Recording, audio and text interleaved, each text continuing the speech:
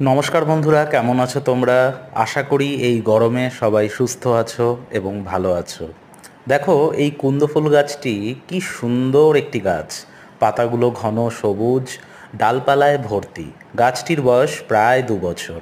কিন্তু সমস্যা হলো, এই গরমেও কুন্দফুল গাছটিতে কিন্তু ফুল আসছে না। তো আমি বুঝলাম গাছটির কিন্তু যত্নের প্রয়োজন। তাই বসে পড়লাম গাছটি নিয়ে।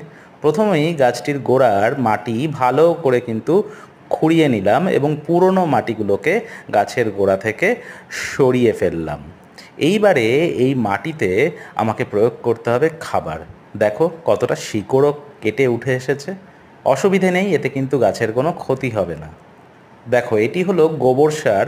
গোবর সারে প্রচুর পরিমাণে এনপিকে থাকে এবং তার সাথে থাকে প্রচুর পরিমাণে অনুখাদ্য। আর এটি নিয়েছি আমি এনপিকে 10-26-26।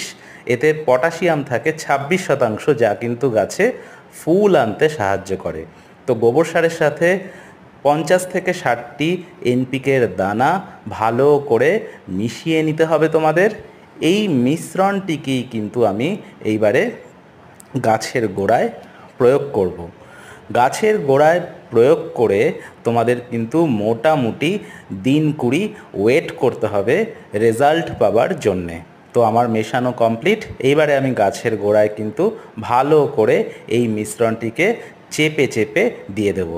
এই গরমে দেখো আমার অবস্থা কিন্তু খারাপ হয়ে গেছে, ঘেমে নিয়ে একাকার আমি।